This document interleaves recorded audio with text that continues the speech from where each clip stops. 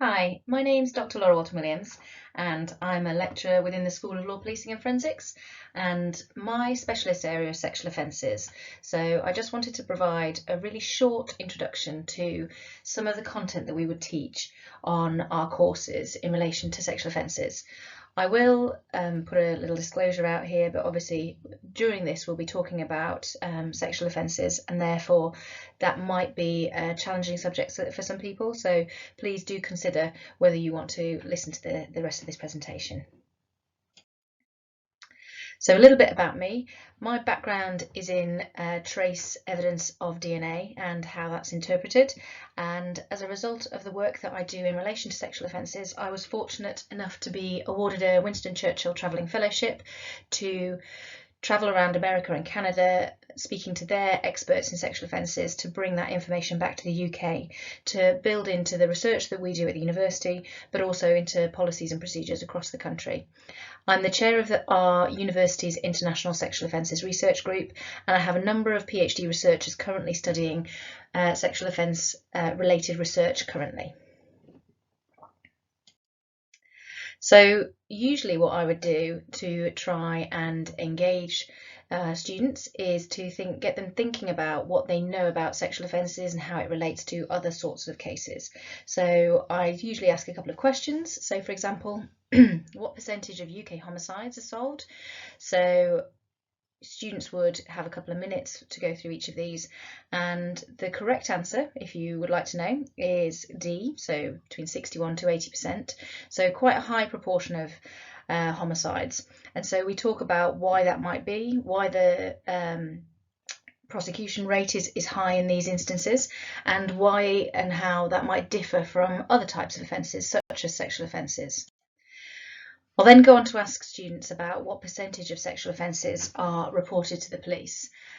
And generally, most of the time, people have a good understanding that generally less than 20% of cases are believed to be reported to the police. And obviously, that it doesn't take into account demographics of individuals where we know there's an even lower reporting rate. So, for example, males, we believe that the reporting rate in that group of victims is less than 10%. Similarly, in transgender victims or certain ethnic groups, we know that there are really low reporting rates for a variety of different reasons. If I take that onto the proportion of, or the percentage of cases that are actually prosecuted, currently in the UK that's 1.9%. So 1.9% of cases that are reported actually make it through to a successful prosecution, which is incredibly low.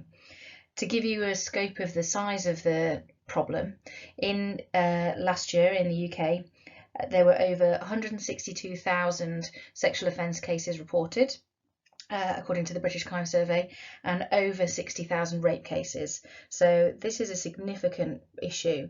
And if you take into account, we anticipate that only about 20% of cases are actually reported, then you can see that the scope is much greater.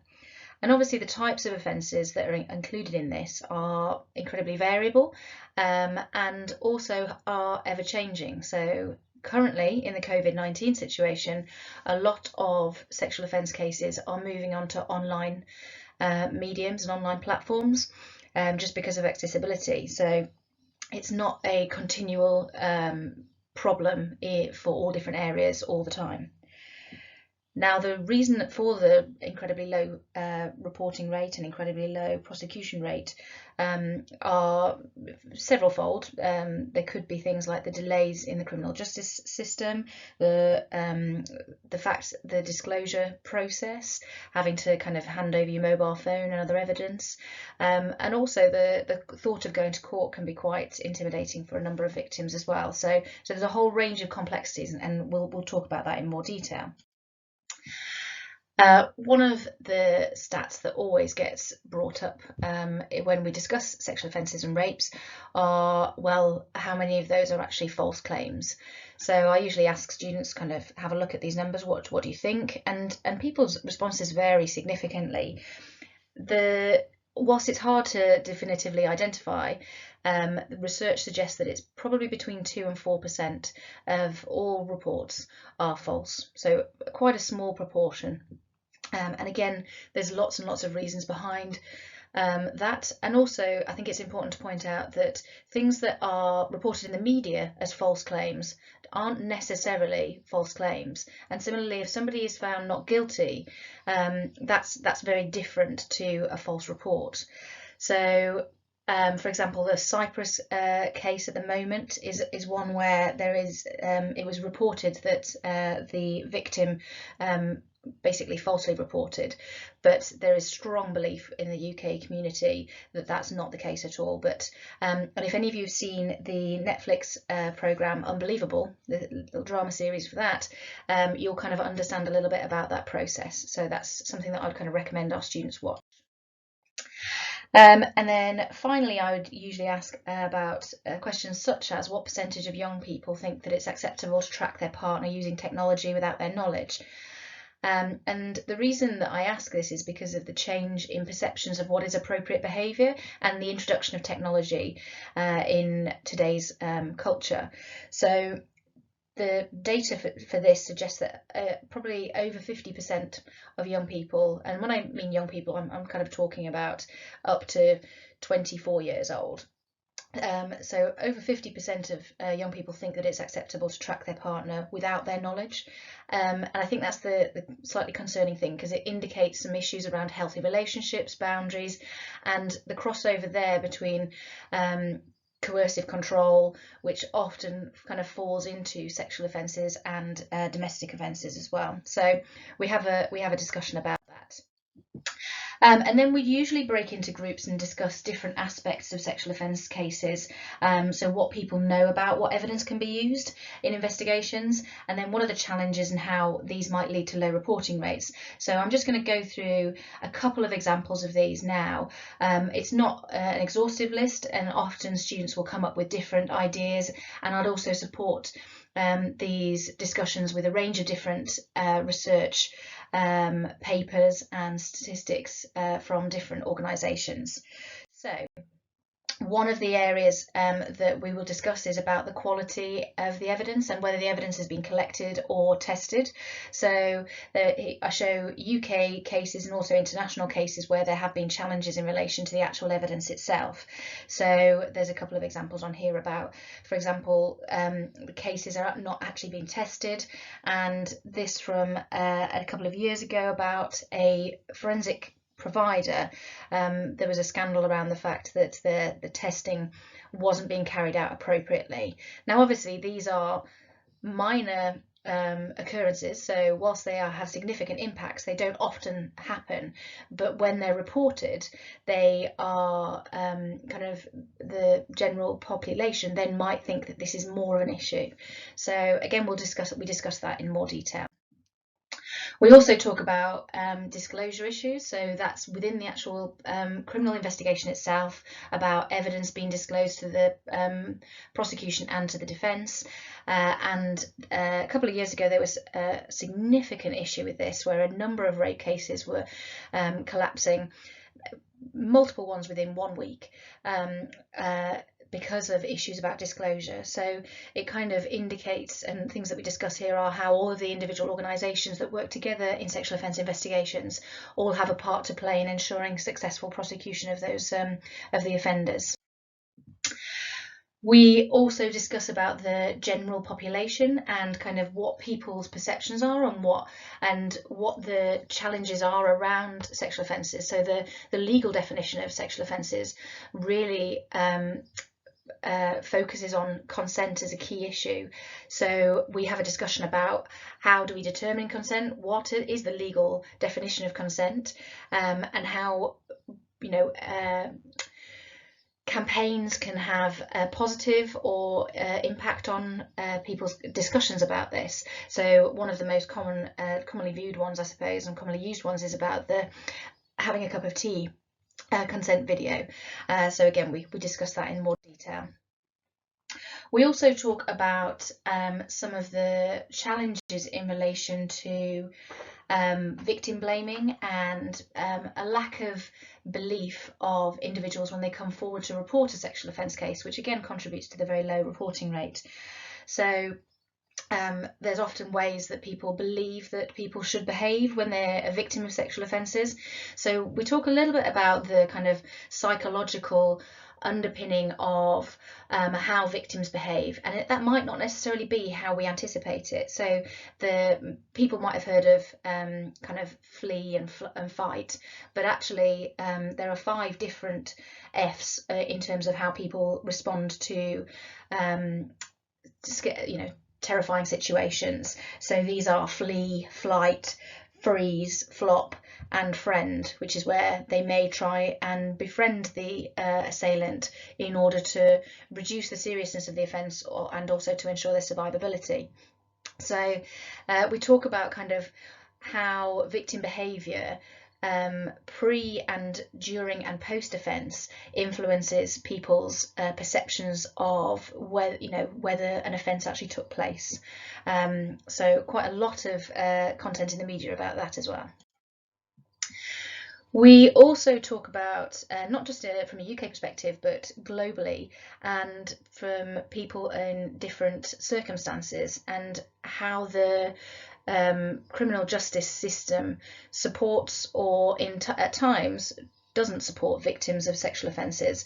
So this is quite a famous case. It's a Brock Turner case from Stanford University, and on BuzzFeed there is an open victim impact statement that we talk about, and we have a look at the questions that were asked of the victim during the trial, and how the ultimate kind of very minor penalty that was given has an influence on people's confidence in the criminal justice system. And there are lots of examples of this, and we talk about the kind of importance of victim impact statements during an investigation. A more recent, I suppose, and UK-based case is about the Rotherham sex abuse scandal, and we talk a lot about grooming and also the credibility of witnesses and victims in cases. And the Three Girls documentary on BBC, which is based on a book called Girl A, is a great example of some failings, but also some really hard work by people within the Crown Prosecution Service to ensure people are brought to justice. And so we talk about that in a bit more detail. Another kind of aspect that is often discussed is about, a lack of believability in the victim. So why didn't they report at the time?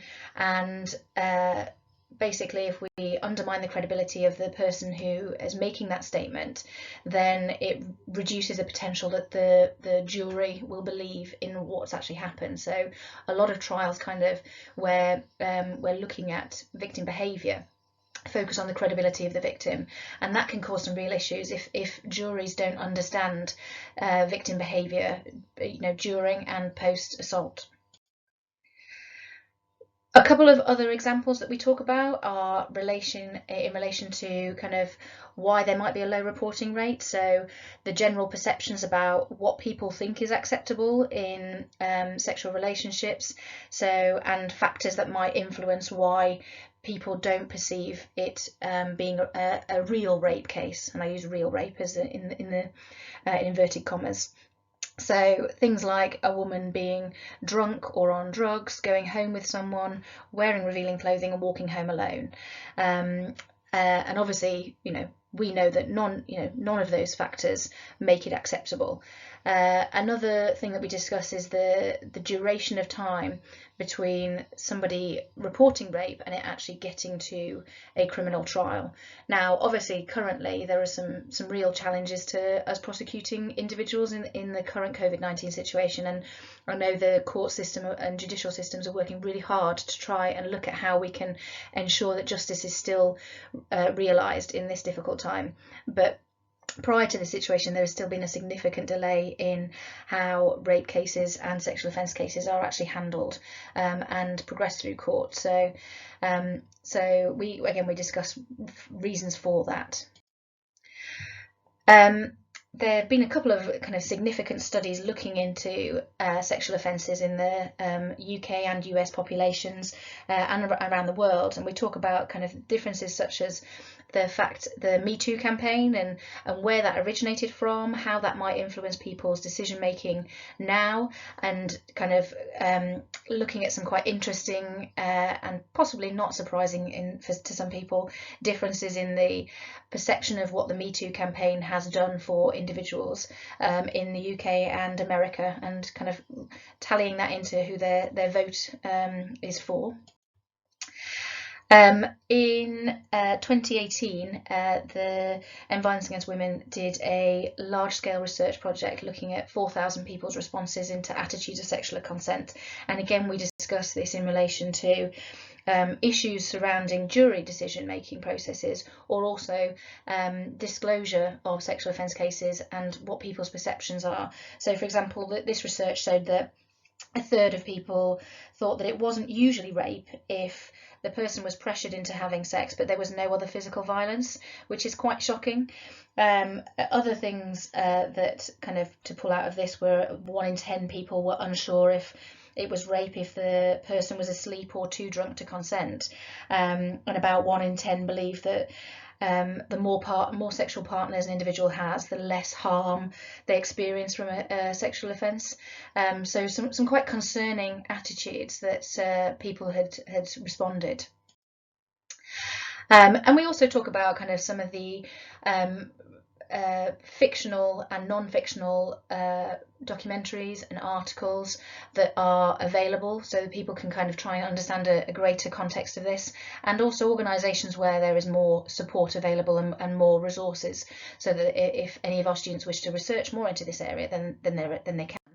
And then we also finish with kind of some local and national support organisations, in case anybody has been impacted by the discussions that we've had, or feel that they would like to seek more support and advice. So there's just a little bit of a insight into some of the work that we would do with the students, and I hope you've enjoyed that.